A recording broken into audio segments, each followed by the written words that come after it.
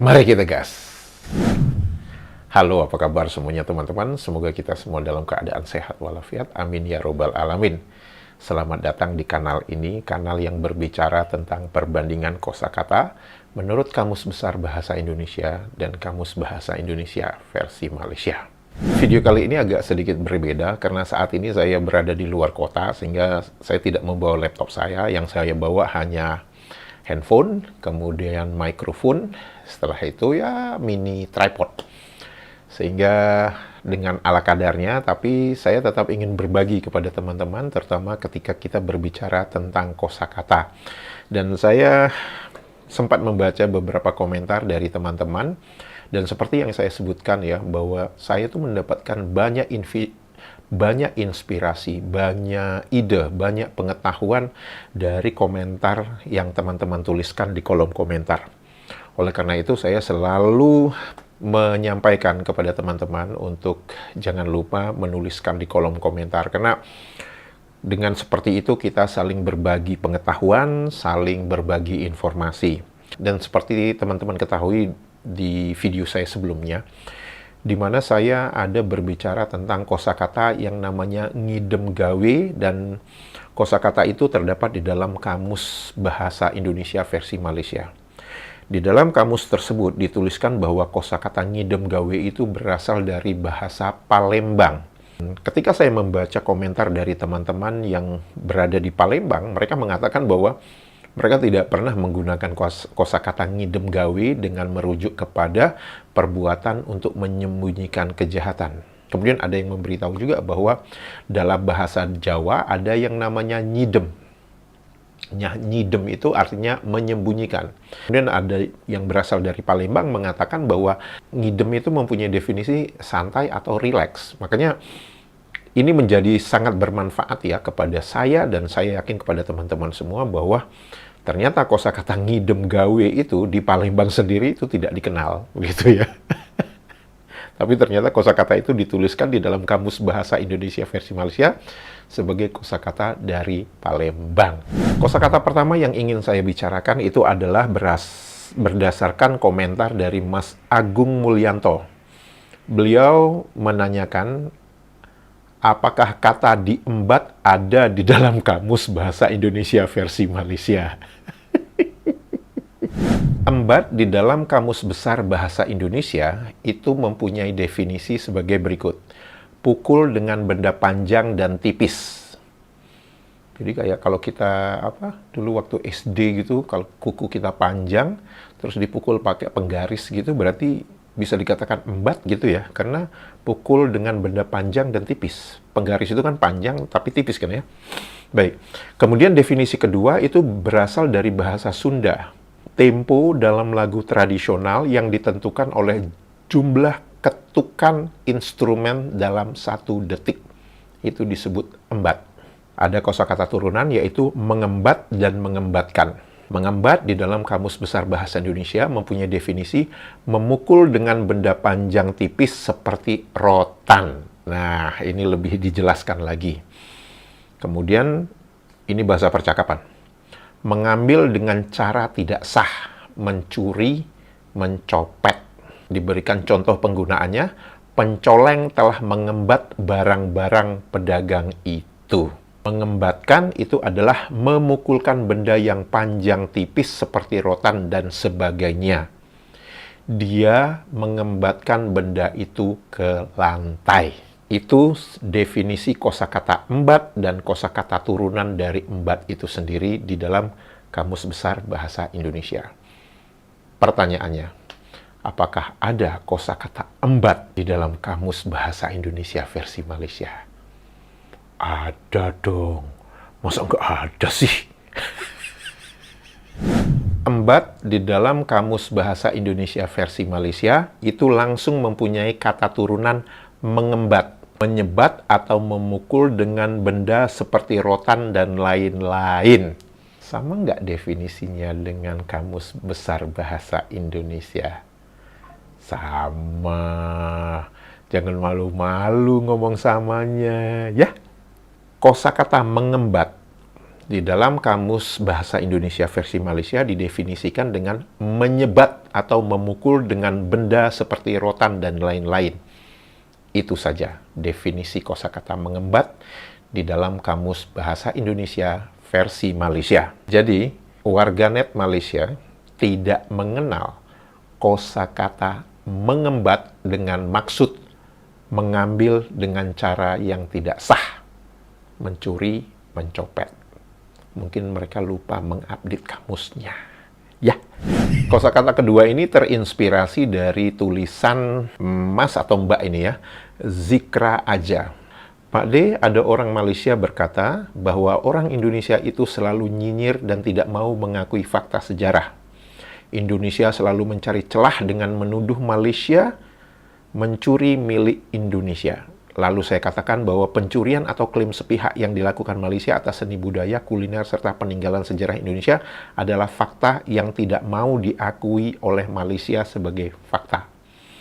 Bahkan saya sampai membuat perumpamaan tentang fakta tersebut dengan kalimat seperti makanan yang tersaji di atas meja. Orang Indonesia nggak perlu cari celah, tinggal comot saja. Tapi dasar makhluk tipe M tetap saja menganggap dirinya benar. Oh ya Pak D, tolong bahas kata comot dong. Apakah kata ini terdapat dalam Kamus Bahasa Rojak Malaysia? Terima kasih Pak D. Comot di dalam Kamus Besar Bahasa Indonesia mempunyai definisi sebagai berikut.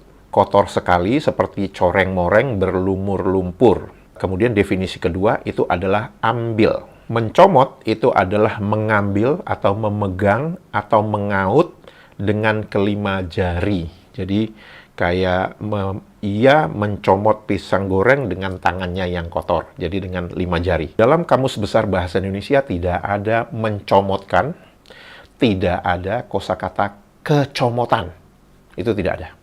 Apakah ada kosakata comot di dalam Kamus Bahasa Indonesia versi Malaysia? Ada dong.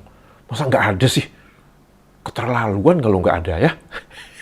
Definisi pertama, kotor sekali, seperti berlumuran lumpur, arang, dan lain-lain. Sama nggak definisinya dengan Kamus Besar Bahasa Indonesia? Sama. Ngaku aja sama. Kemudian ada dong kosakata turunannya, comot-momot. Dan kosakata ini nggak ada di dalam Kamus Besar Bahasa Indonesia. Mencomotkan, menjadikan atau menyebabkan comot. Kemudian kecomotan, perihal sifat dan sebagainya comot. Jadi kecomotan ini bukan bahasa Jawanya dari kecamatan ya. Beda. Definisi kedua, comot itu adalah dituliskan kosakata pungutan dari Jakarta. Menggenggam, mengambil, dengan mengaup, dengan kelima-lima jari. Menggenggam dengan mengaup, dengan kelima-lima jari. Berapa kali dengan ini? 2 kali dengan ya? Kenapa harus dituliskan kosakata pungutan dari Jakarta? Kenapa nggak dituliskan dari bahasa Indonesia? Nah, ini yang saya katakan ya, bahwa aneh gitu. Karena Anda menuliskan kosakata comot, itu dituliskan sebagai kosakata natif kan. Tetapi di lain hal, Anda menuliskan comot kedua, itu dengan definisi mengaup dengan kelima jari, itu Anda tuliskan sebagai kosakata pungutan dari Jakarta. Jadi, comot yang mana yang dari Jakarta, dan comot yang mana yang natif. Jadi, comot yang ini natif, comot yang ini Jakarta, gitu ya. Kosakata ketiga adalah pepet. Pepet itu langsung mempunyai kata turunan memepet. Kemudian ada definisi kedua, pepet yang berkaitan dengan tanda huruf V kebalik gitu ya. Untuk menyatakan bunyi E dalam kata seperti segar, lekas. Kemudian definisi berikutnya, pepet itu berarti buntu tertutup dari bahasa Jawa. Kemudian bisa mempunyai definisi hilang akal, tidak bisa mencari jalan lain. Bahasa Jawa juga. Memepet mempunyai definisi mendesak, mengimpit, merapat. Kepepet itu mempunyai definisi sebagai terpepet. Sedangkan terpepet sendiri itu didefinisikan sebagai terimpit, terjepit, terdesak ke pinggir atau sudut, berada dalam keadaan kacau atau sukar, tersudut, tentang menghadapi persoalan. Diberikan contoh, karena terpepet utang, ia menjual rumahnya. Apakah ada kosakata pepet di dalam Kamus Bahasa Indonesia versi Malaysia? Ada dong. Definisi pertama itu pungutan bahasa Jawa. Dituliskan sebagai arkais, berarti adalah kosakata yang sudah tidak digunakan lagi di negara sebelah. Tapi apakah kosakata itu pernah digunakan sebelumnya? Saya tidak tahu. Dan mempunyai kosakata turunan, memepet, mendesak, mengimpit. Kepepet, yaitu terdesak, terhimpit. Sama nggak definisinya dengan yang tertulis di dalam Kamus Besar Bahasa Indonesia? Hanya orang Waham saja mengatakan itu tidak sama. Ya. Definisi kedua. Nah, ini yang menarik ya. Dituliskan itu soal linguistik atau bahasa bunyi vokal E.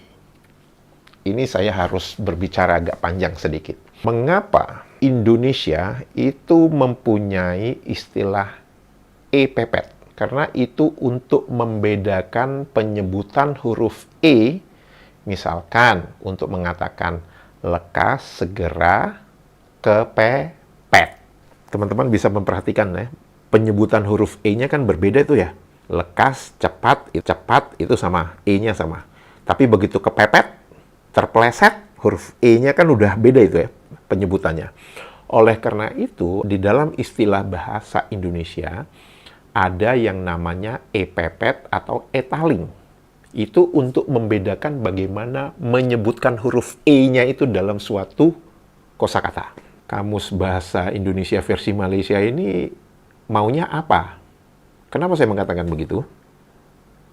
Seharusnya warganet sebelah tidak ada masalah dengan penyebutan huruf E. Kenapa? Karena mereka tidak menyebutkan huruf E. Mereka menyebutkan hurufnya apa? I. Mereka nggak ada masalah untuk menyebutkannya etaling atau E-pepet. Mereka nggak ada masalah. Kenapa? Lah, abjadnya aja mereka menyebutkan huruf E itu sebagai I. I kan nggak ada menyebutkan I itu italing, I-pepet. I ya tetap aja I. Ya, kalau Anda ingin mengatakan huruf I Anda itu juga mengalami perubahan pengucapan, ya berarti penyebutan huruf E Anda itu yang bermasalah. Karena Anda kan mengucapkannya sesuai dengan abjad Inggris. Anda menyebutkannya I kan? Lah, lantas kenapa Anda jadi kepo untuk mengatakan ada E-pepet juga, etaling juga? Harusnya kalian nggak ada masalah. Kenapa? Kalian menyebutkannya I, bukan E. Halo, bingung kan? Jika video ini informatif dan bermanfaat untuk teman-teman semua, jangan lupa jempolnya dan komentarnya. Untuk itu saya mengucapkan terima kasih. Sehat walafiat selalu. Menyala Indonesia. Dadah!